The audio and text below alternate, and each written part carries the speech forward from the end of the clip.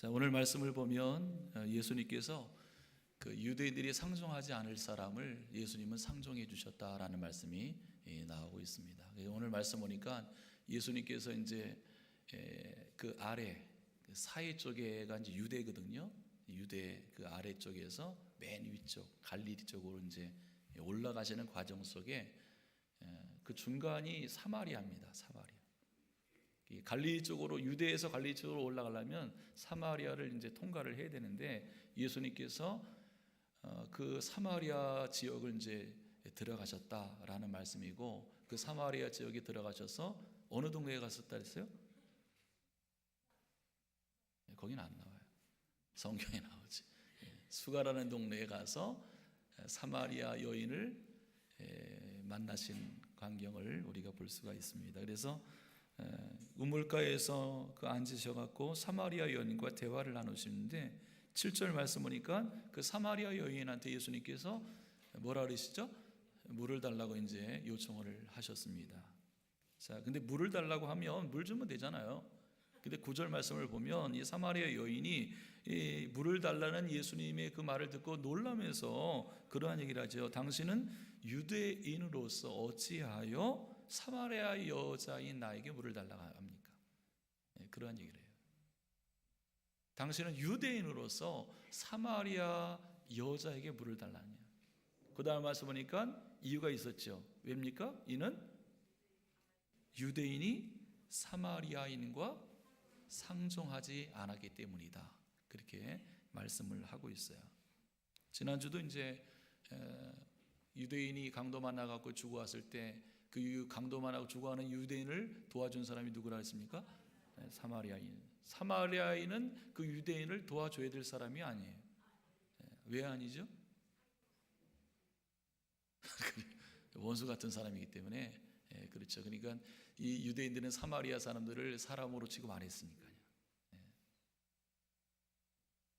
그러한 사람이 강도를 만나갖고 죽어갔을 때 정말 나에게 원수 같은 사람일지라도 사마리아 사람, 자기네 동족 유대인은 다 지나갔지만 사마리아 사람은 그를 긍휼을 베풀어 주었다는 거죠. 그래서 예수님께서 너희도 그렇게 긍휼을 베풀어 줘야 된다라고 말씀하신 줄 믿습니다. 그래서 당시 유대인들은 사마리아인들과 오늘 그 말씀처럼 상종하지 않았어요. 사마리아인들은 상종 못할 사람, 그렇게 생각했어요. 왜 유대인들이 사마리아인들을 그렇게 상종 못할 사람으로 여긴 이유가 뭐냐? 북이스라엘이 멸망을 당한 후에 아수르 이방인과 섞여졌어요. 그래서 선민이라는 피가 섞여져 갖고 400년 동안 사람 취급을 안 했어요. 인간 취급을 안 했어요. 유대인들이. 어느 정도로 됐냐면은 아까 이제 그 지도를 보시면 알겠지만 아까 유대 땅은 그 아래이고 갈릴리는 위인데 사마리아를 꼭 지나가야만 그 갈릴리까지 갈 수 있잖아요. 근데 예루살렘 쪽에서 그 갈릴리 쪽으로 갈 때 얘네들이 그냥 일글로 안 갔어. 사마리아 땅이 있다 그래갖고 우측에 있잖아요. 요르단 쪽에 그 요단강을 건너서 이렇게 뺑 돌아갔대도요. 그 동네를 자체를 밟기 싫어한 거예요. 아주 나쁜 놈들이죠. 그 정도로 유대인들이 사마리아인을 그렇게 취급을 한 거예요. 그래서 그 사마리아 여인도 하는 얘기가 유대인은 우리를 상종하지 않았다는 거죠. 근데 오늘 말씀 보니까 예수님은 다 유대인들은 그렇게 돌아서 갈 정도로 사마리아 땅을 밟지 않았는데 예수님은 그 사마리아 지역을 들어가신 거예요. 그리고 그를 만나신 줄 믿습니다. 그러니까 오늘 이 사마리아 여인이 다른 유대인은 다 상종하지 않고 오지도 않고 밟지도 않고 네 얘기조차도 안 하는데 이 유대인 예수라는 분은 어떻게 해요? 나한테 물을 달라까지 얘기하니까 오늘 9절에서 그 사마리아 여자가 그 예수님을 향해서 그런 얘기를 하는 거 아니겠습니까? 당신은 유대인으로서 어찌하여 사마리아 여자인 나에게 물을 달라고 합니까? 그런 얘기를 하고 있는 거예요. 이게 어떻게 보면 공손한 얘기가 아니죠, 사실은. 투덜거리는 정도의 그러한 얘기를 하고 있는 것이죠. 여러분, 오늘 이 말씀을 보면서 주님께서 그 상종 못할 곳에 그 가신 이유가 뭘까? 예수님도 그 다른 유대인처럼 똑같이 상종 못할 사람이라고 생각하신 분이었다면 그 사마리아 지역을 가실 이유가 없겠죠. 사마리아인 자체도 상종 못할 사람이라고 생각하는데 사마리아인 중에서도 여자입니다. 여자. 유대인으로서 여자로 태어나서도 별로 가치도 없는 건데 사마리아인 중에서도 여자인데 상종하지 못할 거죠. 그리고 이 여자를 보니까 행동이 별로 좋지 않았다는 거예요. 전에 남편이 5 있고 지금도 사는 남자가 자기 남편이 아니었다.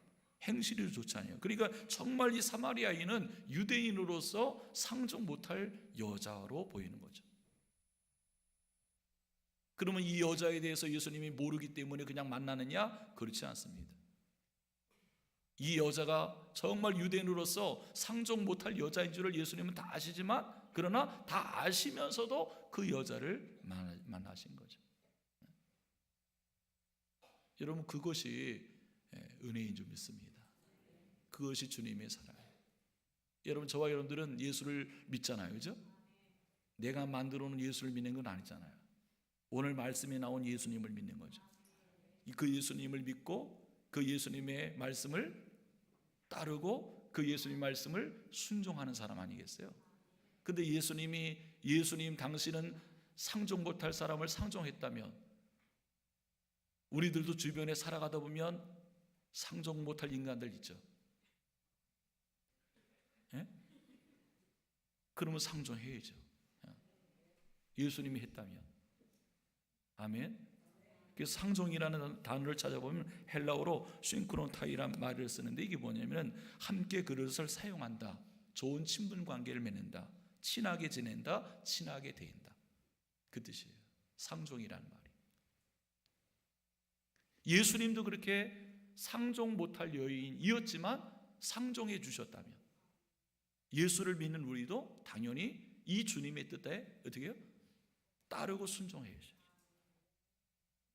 나는 못하겠다 하시는 분 손 들어보세요.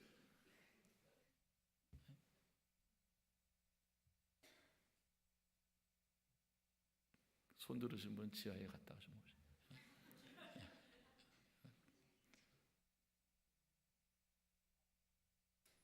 자, 예수님께서 이 여인에 대해서 말하기 전에 16절 말씀 보세요. 16절 읽겠습니다. 시작. 이르시되 가서 내 남편을 불러오라 그랬더니 17절 시작. 여자가 대답하여 이르되 나는 남편이 없나이다. 예수께서 이르시되 내가 남편이 없다 하는 말이 옳도다. 18절. 너에게 남편 5 있었고 지금 있는 자도 내 남편이 아니니 내 말이 참되도다. 그러니까 예수님께서 이 여자가 어떠한 여자인지 정말 말 그대로 상종 못할 여자인지를 다 알았지만 상종하는 일을 싫어하지 않고 적극적으로 이 여자를 대해주신 거예요. 왜일까? 주님께서 상종 못할 사람을 대하는 관점이 좀 다른 거죠. 사마리아인이라는 관점으로 대한 것도 아니고 사마리아인 중에서도 사마리아 여자의 관점으로 대하는 것도 아니에요. 딱 한 가지 관점입니다.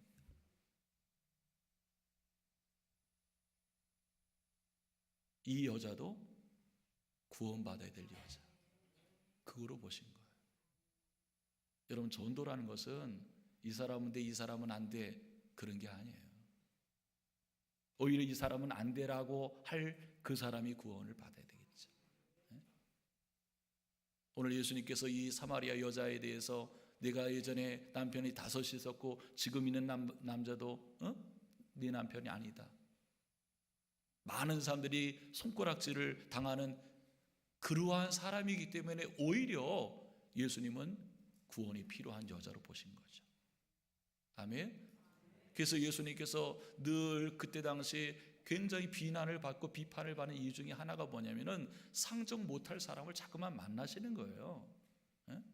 세리 같은 사람들, 난 등쳐먹고 피 빨아먹고 사는 사람, 그런 사람 만나고 창기 같은 사람 만나고 그러니까 상종 못할 사람을 자꾸만 만나니까 많은 유대인들의 자존심을 꺾는 거예요. 그러니까 비판을 많이 받죠. 그러나 예수님은 오히려 그러한 관점에서 사람을 만나는 게 아니라 구원의 관점에서, 하나님의 사랑을 받아야 될 관점에서 많은 사람들을 만나게 된 줄 믿습니다. 디모데 전서 2장 5절 말씀 보니까 하나님은 모든 사람이 구원받기를 원하신다 그랬어요. 하나님의 마음이 그런 마음이라면 저와 여러분들의 마음도 그러한 마음을 품으셔야죠. 아멘. 우리들의 관점이 달라지기를 축복합니다. 이 4장 전에 3장을 보면, 4장은 사마리아 여인을 만나는데 3장을 그 전에 보면 예수님께서 누구를 만나시죠? 니고데모를 만났는데, 이 니고데모라는 사람을 보면 상종 못할 사람이 아니에요. 그때 보면은 오히려 유대인에서 높임을 받은 그런 사람이잖아요. 사내들이 공회원 70명 있는데 이 70명의 그 원로들은 모든 백성들의 모든 문제들을 처리하고 해결하는 그러한 높은 지위에 있는 사람이 바로 니고데였습니다. 관원이었고, 예수님도 그 니고데모를 향해서 뭐라 하면은 네가 선생이 되어서 어떻게 이런 일을 모르느냐, 거듭남에 대해서. 예수님도 니고데모에 대해서 선생이라고 얘기를 했어요.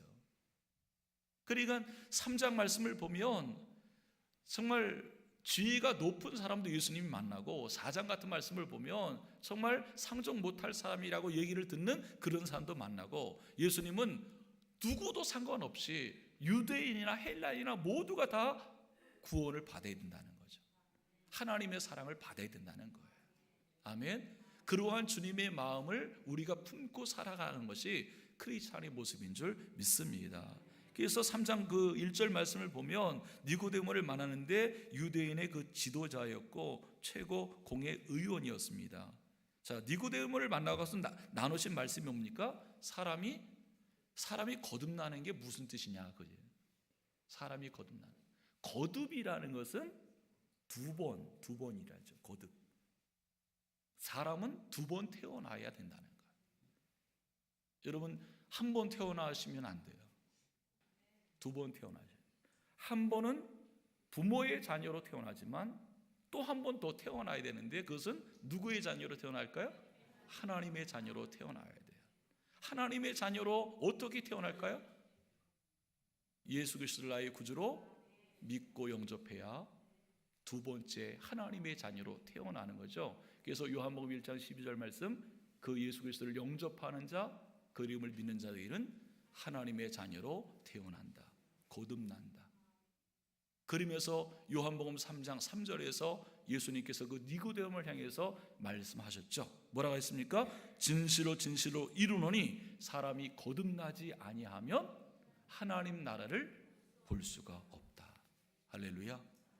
여러분, 그 날이 11월 11일 11시예요. 네, 그 날이, 거듭나는 날이 그 날이에요. 아멘. 오늘 밤 죽어도 천국 갈 수 있다는 확신이 없는 사람은 빨리 3가지 양육반을 받으셔야 돼요. 오늘 밤 죽어도 천국 갈 수 있다는 확신이 없는데 교회 생활을 한다, 괴로워요. 손해도 한참 손해가 되는 거예요. 뭐하러 교회 다녀요? 그렇다고 나오지 말라는 뜻은 아닌데 예수를 믿으면 내가 오늘 밤 죽어도 천국 갈 수 있다는 확신을 가지셔야죠. 아멘. 그걸 받으셔야죠. 거듭남이 있어야 돼.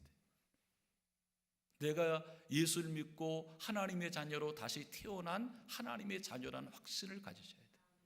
하나님의 자녀는 당연히 하나님 집 가게 돼 있어요. 3가지 양육반을 통해서 확신을 갖게 돼요. 아멘. 내가 교회를 다니고 이렇게 예배를 드리고 이렇게 있으면서도 아직도 그 구원의 확신이 없는 분은 꼭 말씀을 받으셔야 돼요. 할렐루야. 그래서 11월 11일 11시는 그 뒤에 화면에 큰 그림이 한 5가지로 이렇게 나올 거예요. 그날 구원받는 날이 될 수 있도록 할 거예요.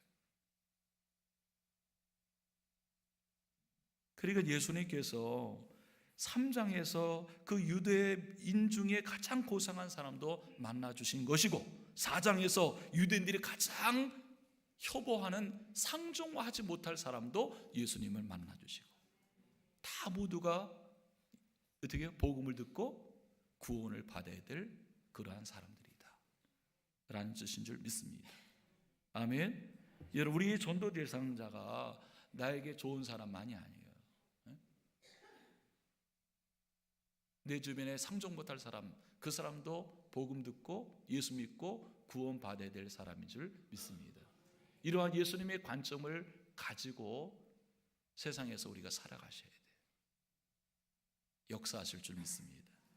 자, 근데 27절 같은 말씀도 보면 우리가 일전하지만 한번 보세요. 예수님의 제자들도 예수님께서 상종 못할, 유대인들이 상종하지 않은 그 여자와 대답하는 것을 보면서 그 예수님의 제자들도 어떻게 봤다 그랬어요? 이상하게 봤다는 거예요. 그러니까 예수님의 제자들도 그러한 벽이 있는 거예요. 아니, 상종하지 못할 그 사람과 왜 예수님이 얘기를 하지? 왜 말을 하지? 이런 벽이 있는 거죠. 그러니까 사도행전 1장 8절 말씀을 보면 성령이 너희에게 임하시면 너희가 권능을 받고 예루살렘과 유대와 어디? 사마리아와 그렇게 복음을 전해야 되는데, 이러한 자기만의 잘못된 벽이 있으니까 복음을 전할 수 없는, 복음이 막히는 거예요.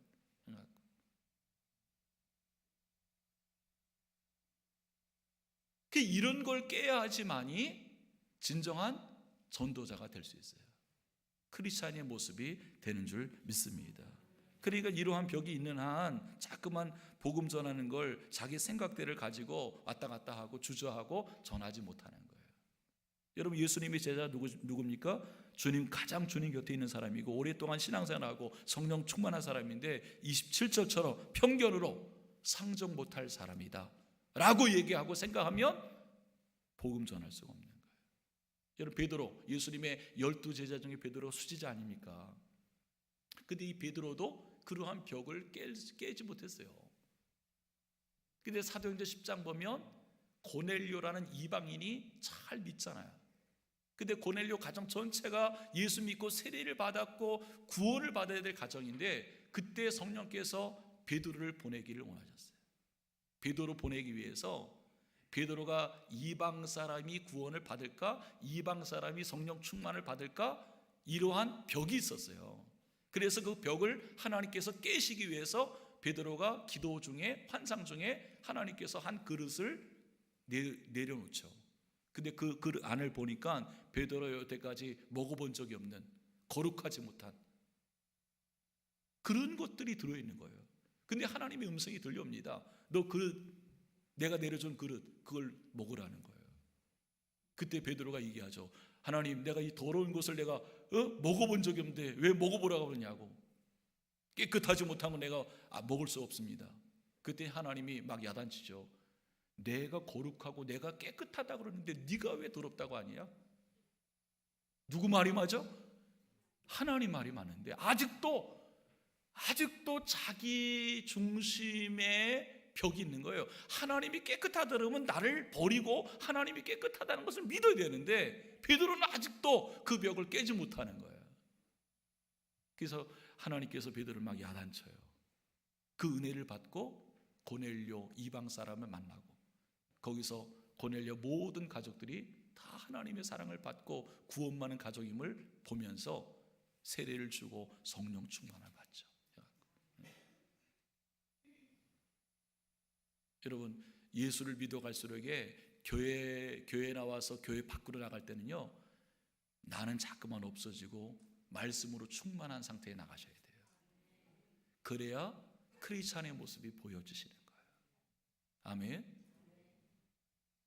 내 주변에 상종 못할 저 인간, 그 사람 있죠. 상종으로 대하셔야 돼요. 그게 잘하시는 거예요. 저도 한 사람 있어요. 근데 이번에 대하려고 그래요. 저 같은 놈도 대하는데 여러분들도 상종하셔야 돼요. 그래야 하나님께서 구원해 주시는 광경을 보실 수 있어요. 순종하셨기 때문에. 아멘. 구약 성경에 보면 요나서가 있죠. 요나서. 이 요나를 요놈의 나라고 얘기하는데, 왜냐하면 하도 하나님 말씀에 순종하지 않기 때문에 하나님께서 요나 선지자를 불러갖고 뭐랍니까? 너 니느웨 성에 가서 복음을 전하라는 거죠. 왜? 니느웨 성이 죄악이 하나님 앞에 상달되었기 때문에 40일 이후면 멸망받을 수밖에 없기 때문에 너 니느웨에 가서 복음을 전해서 회개의 복음을 전해서 구원받을 수 있도록 해라. 근데 요나 선지자가 안 갔어요. 아까도 얘기했지만 니느웨 성이라는 것은 아수르 나라의 수도인데, 이 아수르 나라가 이 선민이라는 이스라엘 백성의 그 정체성을 흔들어 놓은 사람들이에요. 그래서 원수 같은 놈들이에요. 근데 거기에 가서 하나님께서 요나를 향해서 복음을 전하라는 거예요. 그랬더니 당연히 안 가죠. 저놈들 당연히 이제 40일 후면 망할 텐데 내가 뭐 하러 가요? 잘 된 거죠. 상종 못할 놈들인데. 그리고 니느웨로 안 가고 어디로? 다시스로 가게 돼요. 다시스로 가다 결국은 걔가 어떻게 됐어요? 풍랑을 만나갖고 요나 한 사람 때문에 그 배에 가득 찬 사람들이 다 고생을 하잖아요. 여러분 불순종한 여러분 한 사람 때문에 다 고생할 수 있어요. 그때 제비를 뽑는데 누가 뽑혀요? 당연히 요나가 뽑히죠. 요나가 그런 얘기를 합니다. 나를 이 바다에 던지면 풍랑이 잔잔하고 여러분 안전하게 될 것입니다. 자기가 자기 죄 잘 알고 있어요. 그때 던지자마자 풍랑이 잔잔해지면서 큰 물고기 속에 들어가면서 회개하고 결국은 요나가 니느웨로 가서 복음을 전하죠. 복음을 전하는데 여러분 회개하십시오. 그렇게 안 했어요. 내가 그때 같이 있었거든요. 가셨었는데 뭐라면은 여러분 40일 후면 멸망당한답니다. 들리지도 않아. 왜? 쟤네들 내가 전하는 얘기 듣고 회개하고 구원받을까 봐 그렇게 전하는 거예요. 근데 그 얘기를 다 또 들어요. 얘네들이. 그리고 왕부터 짐승까지 다 회개하는 거예요. 20만 명이 구원받았어요. 20만 명.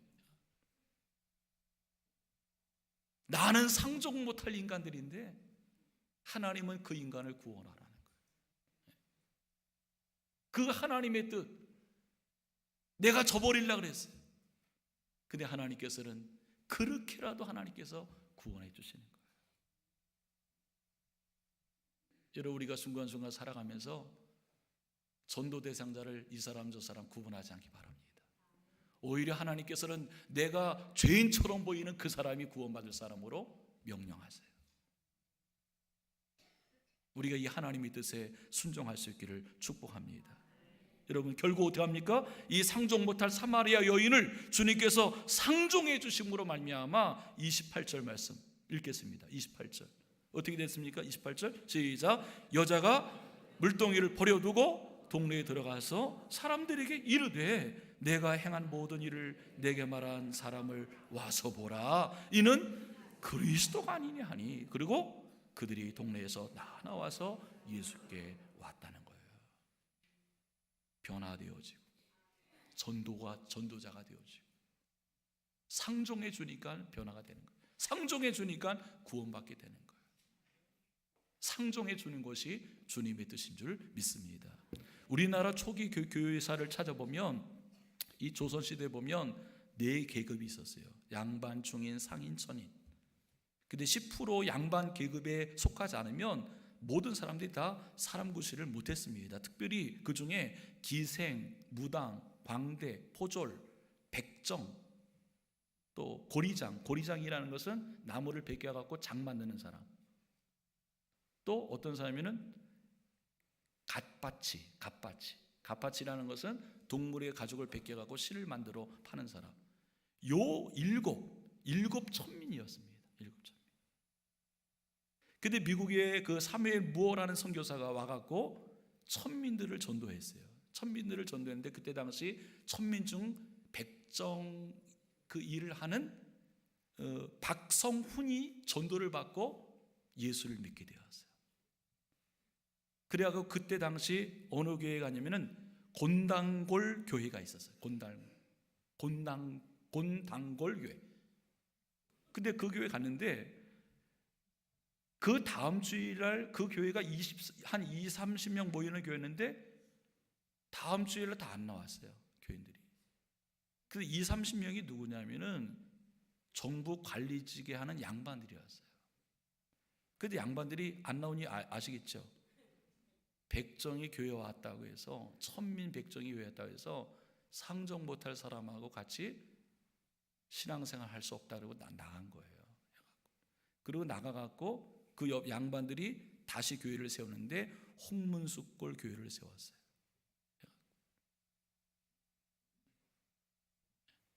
이거 맨 처음에 세운 교회예요. 근데 나중에는요, 참 복음의 능력이죠. 나중에는 그러한 벽을 다 허물고 지금 인사동에 성동교회가 있어요. 그 성동교회 하나로 다 모였어요. 하나로 된 교회 초대교회 장로가 누구를 세웠냐면 백정 출신 박성춘 장로가 되었어요. 교회 나갔던 양반들도 다 섬겼어요. 백정을 섬겼어요. 장로로 섬겼어요. 그 후에 흥성대원군 왕손 이재형이가 장로가 그 교회 장로가 됩니다. 그래서 당회가 구성이 됩니다. 당회 안에 백정이 있고 왕 출신이 있어요. 근데 어떻게 된지 아세요? 서로 섬겨주는 거예요. 서로 섬겨주면서 주의 사역을 감당하는 거예요. 주변의 소문이 엄청나게 퍼졌어요. 그리고 나라에서 그렇게 계급 사회 하는 것까지 그분들을 통해서 다 무너졌어요. 법으로 생겼어요. 하나님의 은혜인 줄 믿습니다. 여러분, 우리가 주님의 말씀과 마음대로 마음에 순종하면 역사는 있어요. 저 여러분들이 순종 안 해서 그렇지, 그렇게 안 해서 그렇지, 그렇게 순종하면 하나님의 아름다운 역사가 펼쳐지는 거예요. 여러분, 상종 못할 사람이 있습니까? 상종 못할 친구도 있나요? 상종 못할 이웃 있나요? 심지어 상종 못할 자식이 있고 가족이 있습니까? 주님은 그렇게 생각하는 사람도 상종해 주셨어요. 구원을 받아야 됩니다. 주님의 마음으로 상종해 주면 회복이 되고 변화가 되고 구원을 받게 되고 쓰임 받게 될 줄 믿습니다. 여러분, 전도는 주님처럼 상종해 주는 게 전도입니다. 그러한 하나님의 구원의 역사가 우리 모두를 통해서 일어날 줄 믿습니다. 이 사역 감당하기를 주의 이름으로 축복합니다. 찬송 한장 하겠습니다. 528장 찬송하겠습니다.